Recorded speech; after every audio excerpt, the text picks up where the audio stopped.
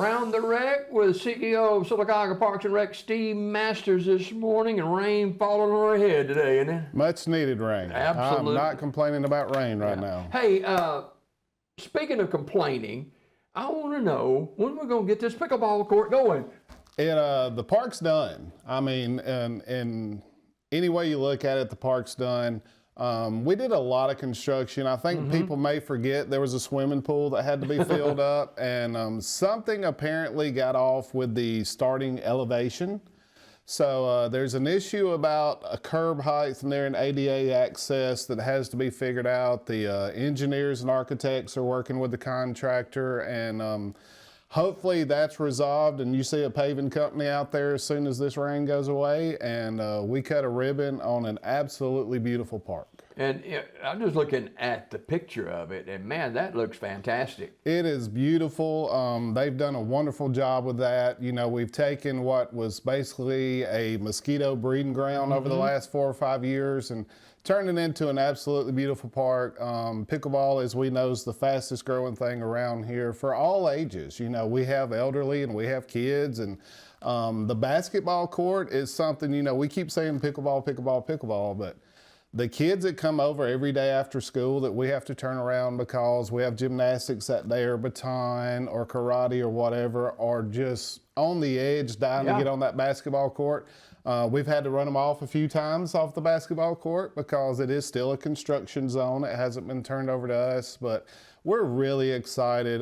We're talking about programming, maybe some food truck Fridays out there, some movies in the park. We have our first tournament on May 16th for pickleball. What is the name of the court? We've got a name for it, We're calling it Courtside Park. Okay. You know, it's a bunch of courts. It's on the side of a corner, and it all came together. There was a lot of names thrown around. Some were kind of comical at some point, but that's what we landed on. And as you know, it was an LWCF park, so it's going to be a park forever and ever, amen. So we tried to build something there that was sustainable, something that's in downtown, walkable Sylacauga, close to the schools for after school, but also easy to access on the weekends for everybody else. And certainly this wasn't just thrown together either. It was well thought out. Absolutely not. We spent about 9 months with the design team on this. We started construction September, I think, is when the contractor, you know, actually showed up. Everything's meticulously done. The slope has to be correct so water don't stand. The underground utilities for the lights, the irrigation system, and just super pleased with the outcome of this park and can't wait to cut the ribbon and make it active for our community. Now let's talk a little bit about the bigger picture. And we've got the new Parks and Rec buildings going to be going up, swimming pools and all that. It's, you know, we've been talking about this since early 2022. And when I went back to look at my notes about when we started going after bond money and doing the master plan for Parks and Recreation, you know, I didn't realize it had been that long because you literally work on something every day. But the construction documents are done. The architects are right now sending out information for contractors to pre-qualify in order to bid on this project, because you want to make sure you get the best contractor. You're talking about a $28 million facility at 66,000 square foot. We don't want just anybody building this thing and underbidding somebody. So that's the phase we're at now. They have to have all their information turned in by May the 11th.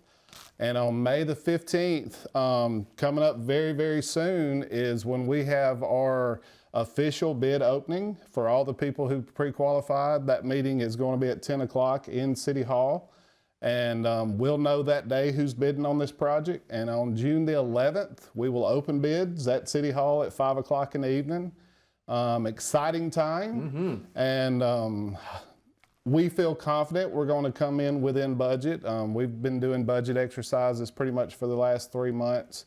And I hope we have a shovel in the ground in July.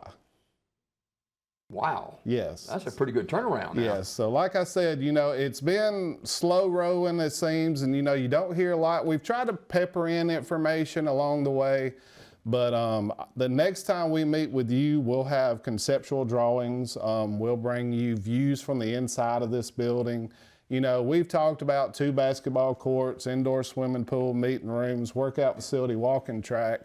And, you know, I've looked at the blueprints and the aerial view of this thing thousands of times. But the first time that they showed me those conceptual drawings of me walking inside this rec center just made it real. You know, you sit back and you're like, wow, this is going to be incredible. So, you know, something we're excited about bringing to our community, but, you know, you got to be good stewardships of the money. Yeah. You know, $28 million is a big chunk of change for any town. So, you know, we want to do this responsible. We want to make sure that everything's correct. It's something that's going to service our town for decades to come. And, you know, we can't rush here at the end and try to finish something and, you know, just make sure all the T's are crossed and I's are dotted and make sure that this is a project that's going to service our community forever. And as with the pickleball courts and basketball courts, the larger project, you want to use as much local people as you possibly can. I've seen some local people working at the pickleball courts. It's been great experience. Brooks & Son is our main contractor. David DeWeese, Blake Carmack did the landscape. Andrew did the plumbing. I literally knew, I would say 99% of the guys who worked on this project. That is wonderful. Yeah. You know, that's something that I was proud of with this project, that money's staying local in Sylacauga. Unfortunately, I don't know, maybe we have one local contractor who could get bonded on a $28 million project. That's a big one. But what we aim to do, you know, the landscape, you know, there's parts of this project that hopefully we can get local people to bid on, and we want to help them in any way we can, you know, to keep that money in Sylacauga. And before we go this morning, we've got softball and baseball going on, and everybody wants to get to that concession stand too. Yeah, you know, concession stand, we have 2 new guys, and they're 24 years old, but they're going to be wonderful. But just like I had my first year, maybe there's some growing pains, you know, when you're lining fields off and the phone's ringing about a jersey and the coach this. You know, maybe you forgot to submit that concession stand order for cheese or whatever, but we're trying to step in and help those guys. And we ended up working the concession stand Friday night, and I pray for those people every night. I was about to say, you still got your sanity. I still got a little bit of my sanity left, but just a busy time of year. We got Food Truck Fridays coming up. We're getting ready for day camp. We're starting on our new playground at Beth Yates over there on May the 18th. It's never slows down. You know, baseball is nearing the end, but then we have All-Stars, and then we turn around and start summer volleyball. Something all the time going Noble on. Park is always just jam-packed. That is a project we're extremely proud of. Chris Blackman kind of initiated that park project out there, and every day that I leave, that's how I go home. There's never a parking lot open from 3:30 to 4:30 in the evening, and just super excited about it and can't wait to bring something very similar to that down here at Beth Yates for the other side.